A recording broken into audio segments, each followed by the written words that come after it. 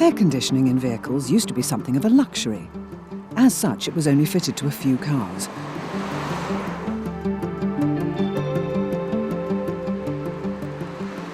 However, it's long been recognised that air conditioning is a major contributor towards active safety by improving comfort and thus helping the driver to concentrate.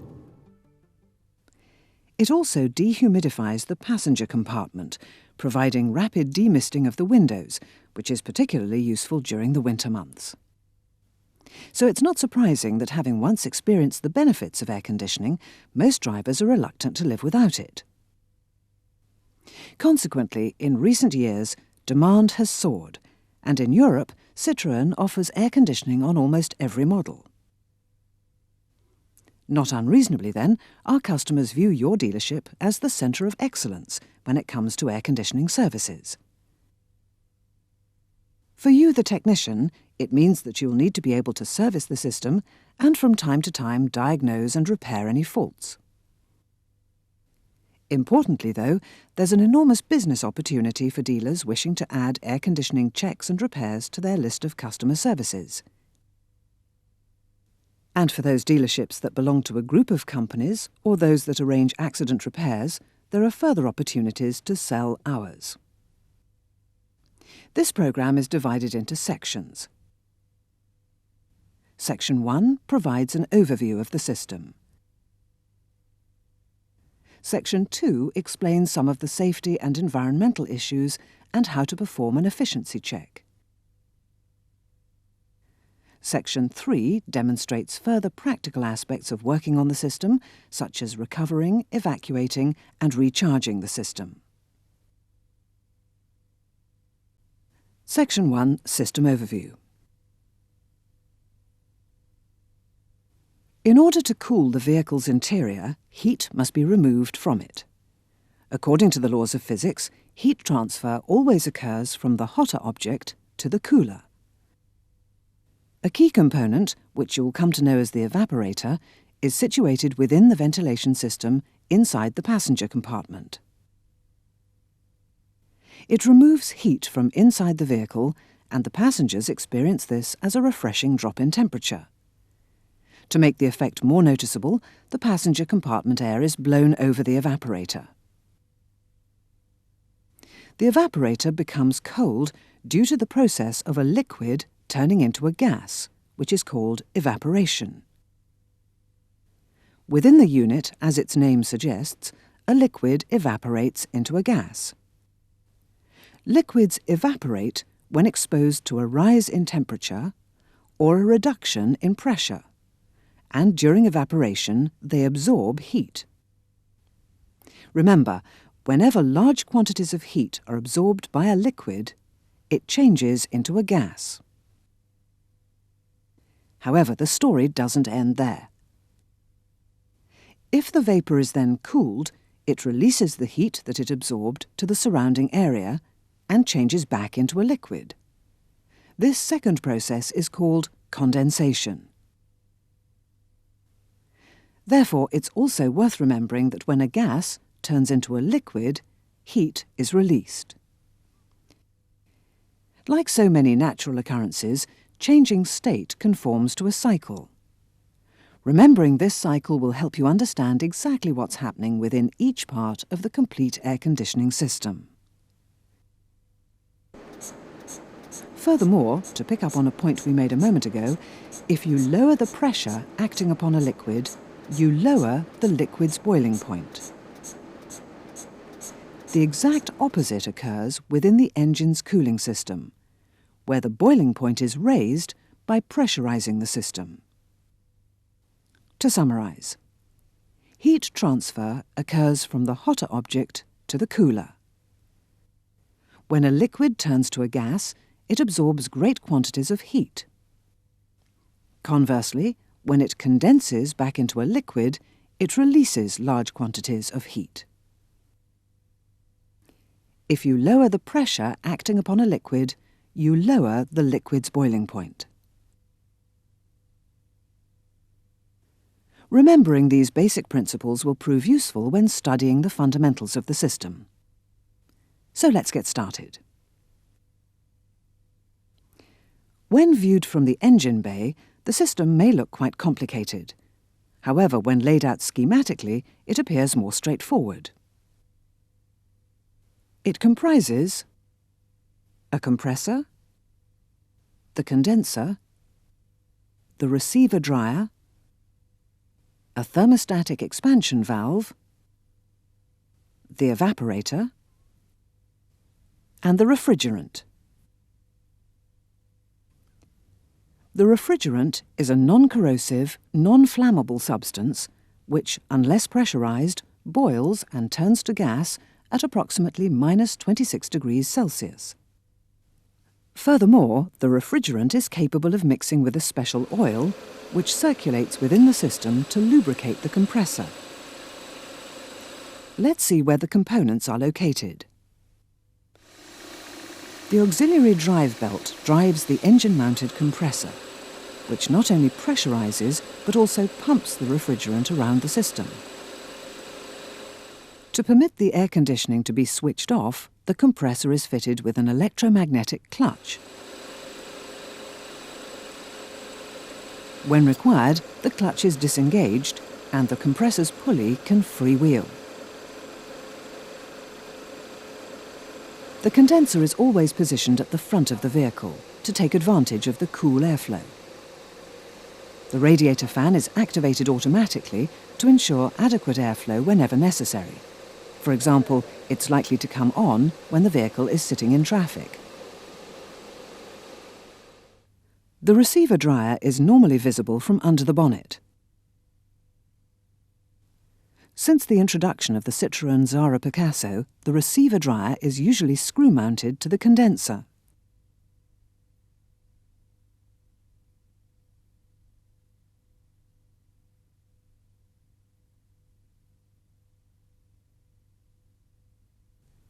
On previous vehicles, the separate receiver dryer sometimes incorporates a sight glass to allow visual inspection of the refrigerant.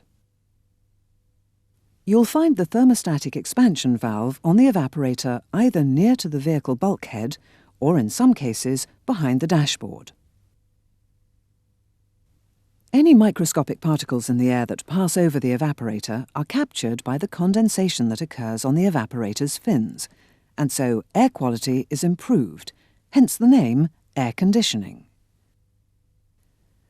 The refrigerant circuit also contains service valves for evacuating and recharging the system. Additionally, you'll find a pressure switch which acts as a safety device. It detects if the system's pressure becomes excessively high or low and switches off the compressor. The circuit can be considered as two halves. One is known as the high-pressure side, and, not surprisingly, the other is the low-pressure side. The high-pressure side of the circuit can be recognized by the diameter of the pipes, which are smaller than those used on the low-pressure side. Now let's look at how the system works. The compressor pressurizes the refrigerant gas and forces it into the condenser, where the warm gas is cooled rapidly. The sudden cooling causes the gas to condense into a liquid. The refrigerant thus gives up its heat to the ambient air, which, if you remember, was one of our basic principles. The liquid refrigerant then enters the receiver dryer, where any excess moisture is removed. The dryer also acts as a filter and a reservoir. Next, the liquid refrigerant flows through the thermostatic expansion valve and enters the low-pressure side of the system. More about the expansion valve in a moment or two. The sudden drop in pressure lowers the boiling point of the refrigerant, causing it to boil, and encourages it to begin to gas. By the time the refrigerant exits the evaporator, it has completely changed state. According to our basic principles, when the liquid refrigerant changes to a gas, a lot of heat is absorbed. Due to the evaporator's location, the heat is absorbed from the air passing over it. The gas then returns to the compressor, where it's repressurized and the cycle starts all over again. So, as you can see, the fundamental principles of the system are fairly straightforward. Now let's look at how the system is controlled. We'll look at two common methods. Each prevent the evaporator from becoming too cold and eventually icing. Firstly, and as fitted to most Citroën vehicles, the system is regulated by the thermostatic expansion valve. The expansion valve is usually of a monoblock construction, and it's connected to both the evaporator's inlet and outlet pipes. It senses the temperature of the refrigerant gas leaving the evaporator. If the exiting gas becomes too cold, the valve closes slightly, reducing the amount of liquid refrigerant flowing into the evaporator, thus reducing its cooling effect.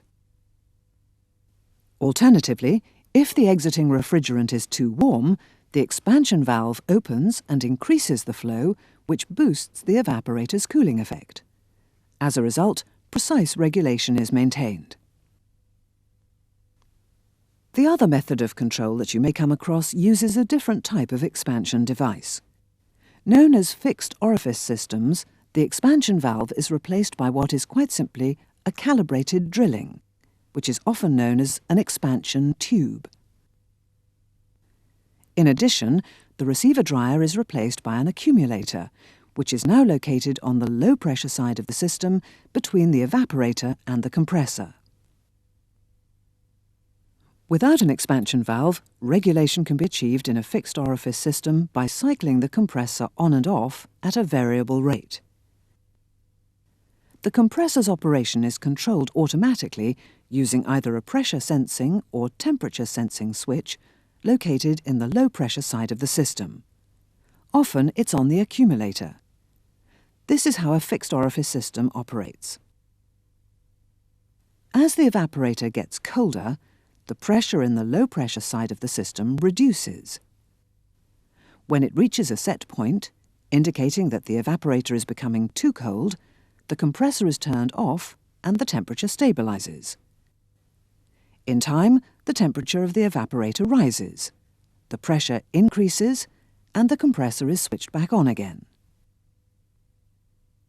We've seen how the air conditioning system functions. However, the desired temperature must be selected to suit the occupants. On some of our vehicles, the interior temperature is set and then adjusted manually. However, Citroën also offer computer-controlled air conditioning systems known as climate control. On these systems, the refrigerant circuit remains the same, but a computer maintains the required interior temperature by simply regulating the air flaps and the fan speed.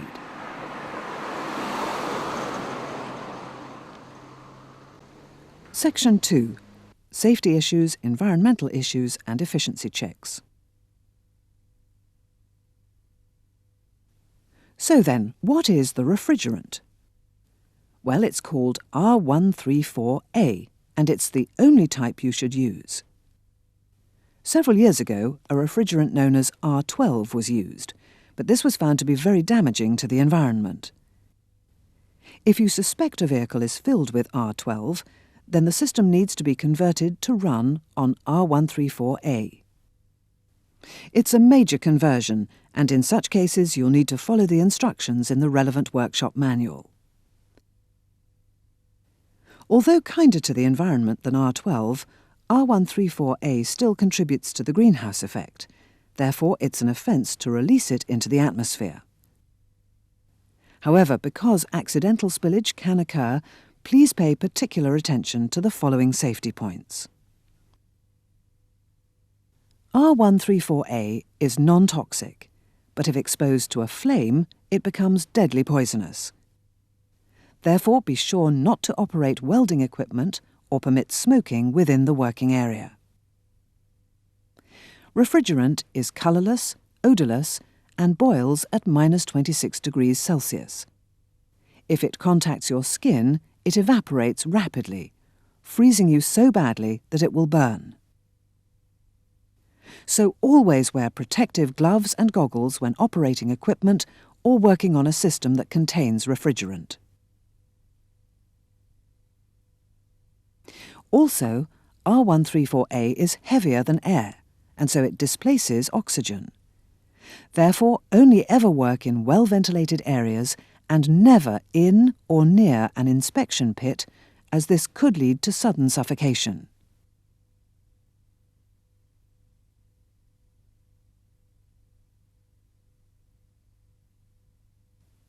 Whenever you have to work on the system, performing a quick efficiency check is always a good starting point.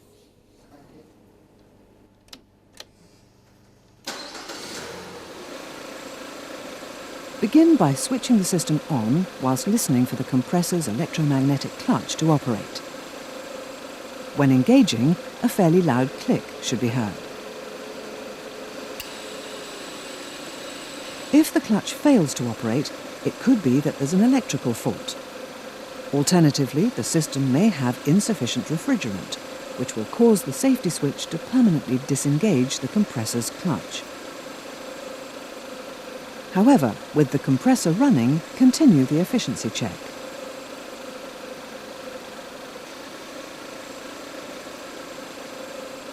Firstly, record the ambient temperature using a fluke meter connected to a thermocouple. Following the instructions in the workshop manual, you'll also need to record the temperature at a fresh air vent. As an approximate guide, the temperature of the air leaving the vents should be at least 8 degrees below the ambient temperature. On this Citroën C5, the temperature readings are OK. The vent temperature is 11 degrees and the ambient temperature is 26 degrees. However, if the vent readings are too high, then you should carry out a number of simple visual tests before proceeding further.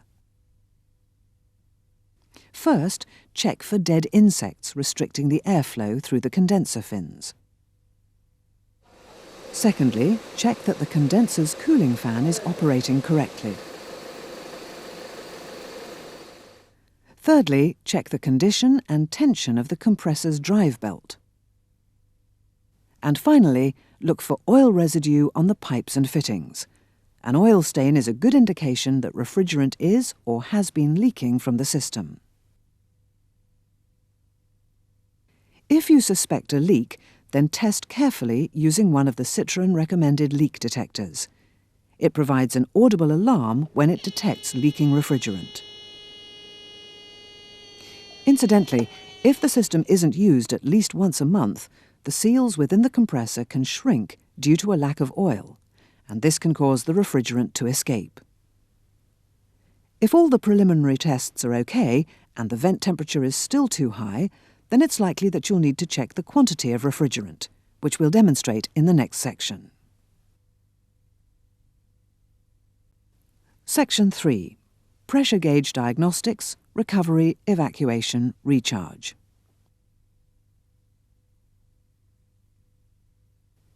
To complete your diagnosis, you'll need the equipment such as that recommended by Citroën. The workstation recovers the refrigerant, cleans it, and separates the oil.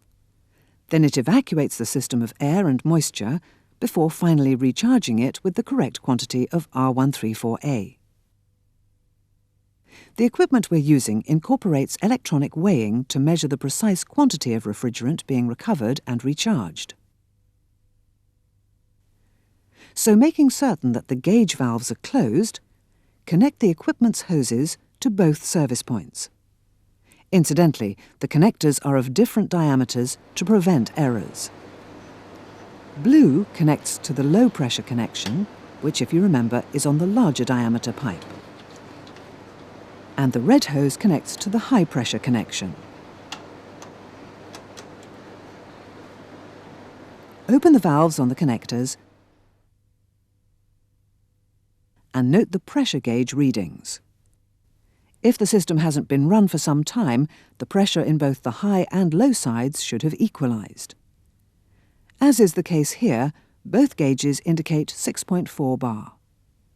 Note that each gauge uses a different scale. On most vehicles, it's normally somewhere between 3.5 to 7 bar. Next, start the engine. switch on the air conditioning and observe the pressure readings. The high pressure gauge should slowly rise and settle at approximately 12 bar. Simultaneously, the low pressure gauge should fall, and in this instance it reads just under 2 bar. These pressures are within the specifications for this particular vehicle when operating at an ambient temperature of 26 degrees Celsius with the compressor engaged. Pressure specifications vary between models, so always refer to the workshop manual. Most refrigerant circuit faults can be diagnosed using the pressure gauges, so here are some example readings to help you. If the system has insufficient refrigerant, both gauges will indicate lower readings. In these instances, the circuit will need to be refilled. By the way, never be tempted to top up the system.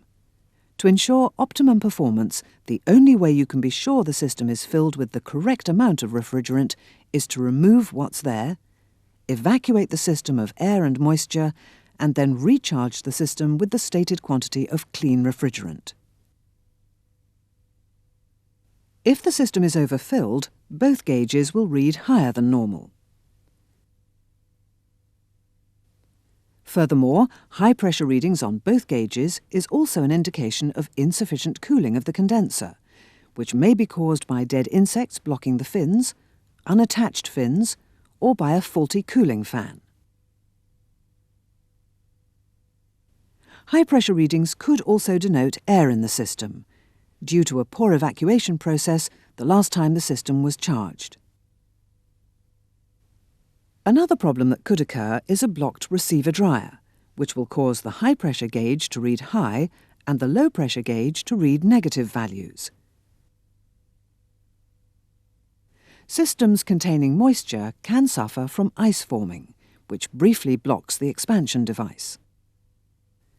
The ice soon melts, but during this time the low pressure gauge will drop and the high pressure gauge will simultaneously climb upwards. Finally, if the compressor has a reduced output, then the high pressure side of the system will be at a lower than normal pressure, and it follows that the low pressure side will register higher than normal. Having identified a problem, the next step is to rectify the fault, which will inevitably mean removing the refrigerant. Recovering, evacuating, and recharging the system.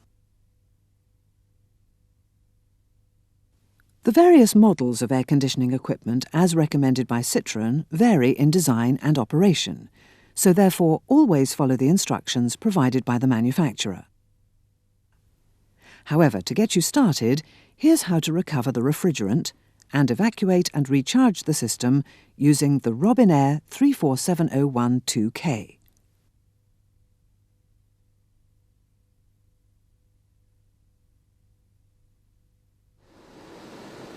To remove the refrigerant from the system, first stop the engine and empty any previously recovered oil from the oil drain bottle.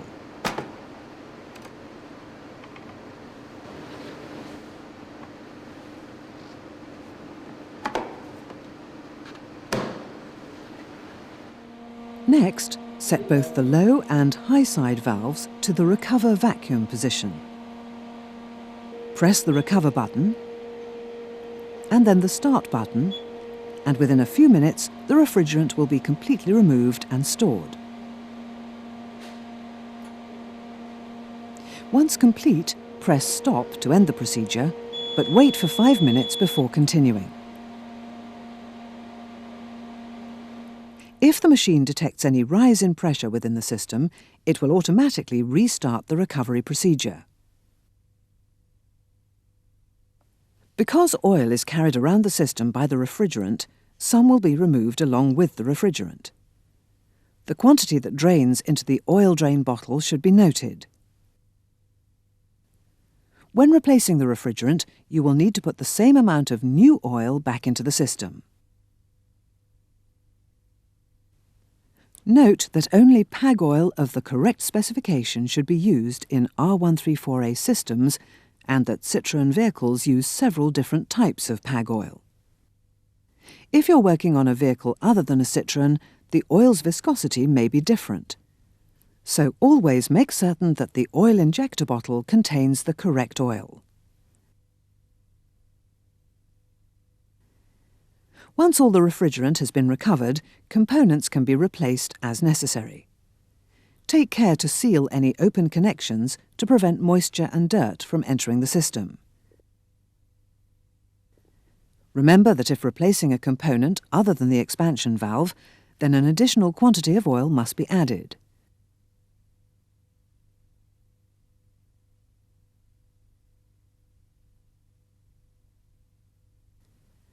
An essential step before recharging, especially when new components have been fitted, is to remove any moisture from the system. It's achieved by creating a good vacuum in the circuit and holding it for a minimum of 30 minutes. This lowers the boiling point of any water that may be present, and any moisture simply evaporates. With both valves in the recover vacuum position, press vacuum and then start on the keypad. Enter the required evacuation time and then press Enter and vacuum will commence.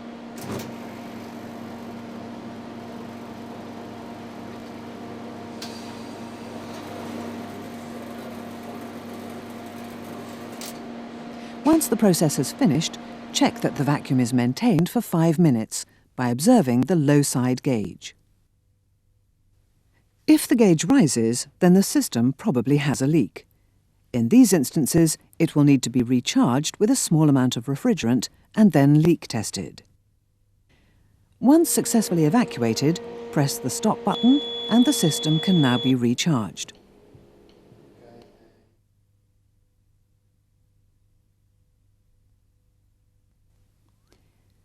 With this equipment, the new oil is added after the evacuation process by simply pressing a couple of buttons.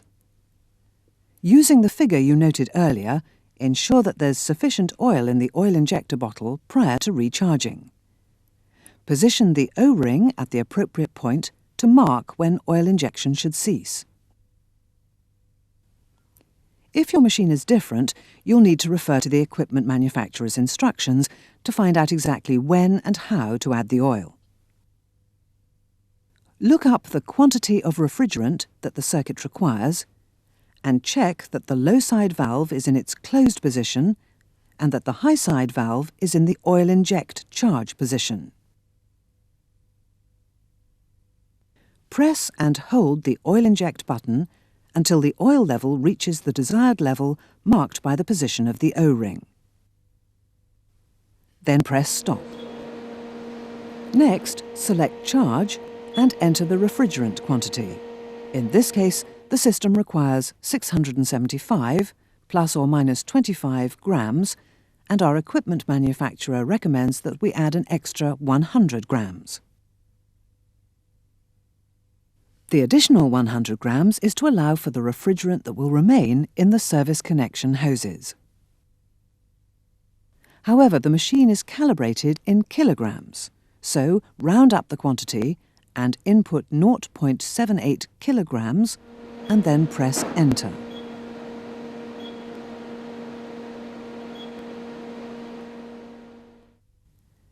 To begin charging, press Start and the system is automatically filled with the correct quantity of R134A. The equipment recharges the system in a controlled manner using the high-pressure service connection. Once completed, press the stop button. Finally, run the air conditioning and recheck the pressures. If the readings are okay, the equipment can be disconnected. Note: follow the appropriate instructions because it's important that the refrigerant trapped in the hoses is recovered safely. On this machine, close each of the service connection valves, disconnect them from the vehicle,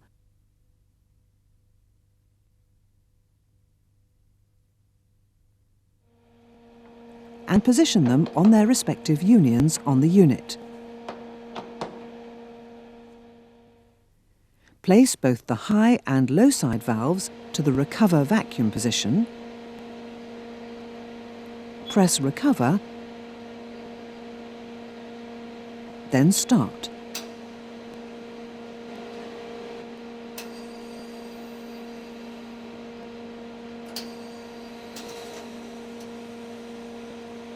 When the process is finished, press the stop button, return the valves to their closed positions and switch off the machine.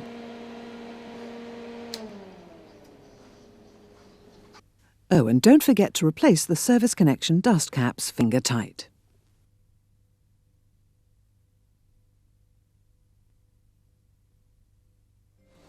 In this programme, we've covered the fundamentals in the service and repair of vehicle air conditioning systems. We hope it's improved your understanding of air conditioning systems and that it will help you to enhance the service that you offer your customers.